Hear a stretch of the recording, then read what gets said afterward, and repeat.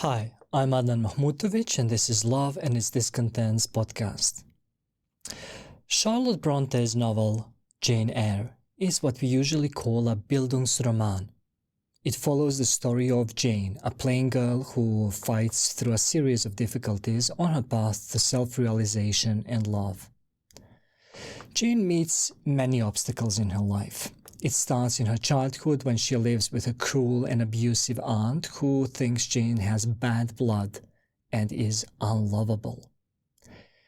Then there are the grim conditions at Lowood School, and later on when she becomes the governess for the future love of her life, Mr. Rochester, she comes to a turning point.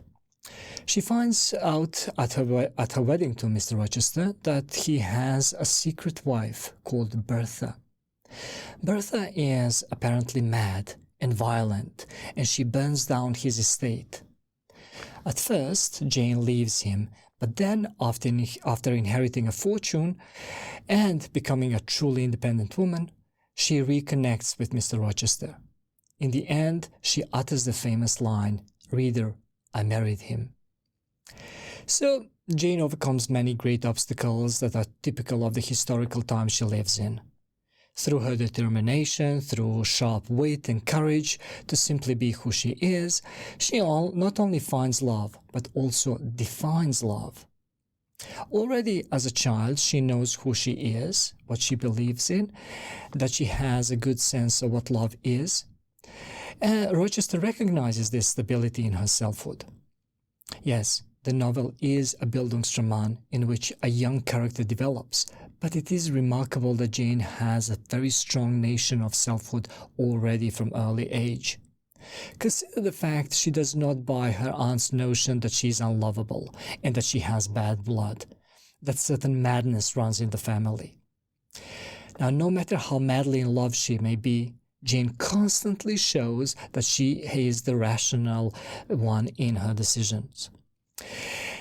In my view, Jane's definition of love contains certain foundational claims that I think we still seem to hold true in our time. For instance, that love should be about accepting each other as we are, that there must be respect, a sense of mutual worth and equality, and, perhaps above all, that marriage is the result of love. One should marry because there is love, and if there is no love, then that is a valid reason for a divorce. Let us now zoom in on some things that Jane has issues with when it comes to true love. In her time, people are attracted to each other and get married for many reasons. Love is practically never an essential criterion. In fact, marrying for love, while disregarding things like class, social status, wealth, and beauty, would be considered foolish. Such a relationship would be boiled down to lust, and in fact be a form of insanity. That is, a loss of reason, like we see in the character of Lydia in Jane Austen's Pride and Prejudice. Now just consider Bronte's insistence that Jane is not beautiful. It is as if, had she not reminded us of Jane being plain, we would fall into the trap of imagining her as quite beautiful. In order for us to truly believe Mr. Rochester loves Jane for her character, Jane cannot have any potentially superficial qualities. Mr. Rochester, as a Byronic hero, has had his share of beautiful women, including his mad wife Bertha. About beauty, Jane says, "A beauty neither of fine color, nor long eyelash, nor penciled brow, but of meaning, of movement, of radiance." At another point, Jane says, "There is no happiness like that of being loved by your fellow creatures, and feeling that your presence is an addition to their comfort." Then we find this quote, "I am not an angel, and I will not be one till I die. I will be myself. Mr. Rochester, you must neither expect nor exact anything celestial of me, for you will not get it, any more than I shall get it of you, which I do not at all anticipate." To love someone is to care for them for who they truly are, for their unique selfhood. The attraction is never purely physical. The plain Jane has anything but a plain character. Rochester tells her at one point, "Every atom of your flesh is as dear to me as my own. In pain and sickness it would still be dear. Your mind is my treasure, and if it were broken, it would be my treasure still." Then there is the question of class, wealth, and status. Jane is a simple governess, while Mr. Rochester poses everything any other woman should dream of. Jane is quite clear that she falls for him because he acknowledges her being, because he appreciates her qualities. But from the point of view of other characters, from the point of view of their society, why should anyone trust Jane that she's not in it for the money? This is why, it seems to me, Brontë makes sure Mr. Rochester's estate burns down, and he himself becomes physically downgraded. It is only when Jane herself inherits money that she, now an independent woman, takes him back. It is almost as if Brontë creates a series of events which are meant to strip all typical societal attractions that constituted marriage in the Victorian era. And by this move, she shows that Jane's love is absolutely true. I find this quite remarkable, almost as if Brontë thought really hard what anyone could object to, what holes one could punch in their love and thus make it lesser. And then she made sure all that was out of the love equation. And then there is the notion that to love is to care for someone as they are, to like their true self. This is why we have the character of the mad wife, Bertha. Madness is the opposite of rationality. Madness is the lack of a proper and stable selfhood. Madness is a complete loss of oneself. For Jane, to be madly in love is not an option.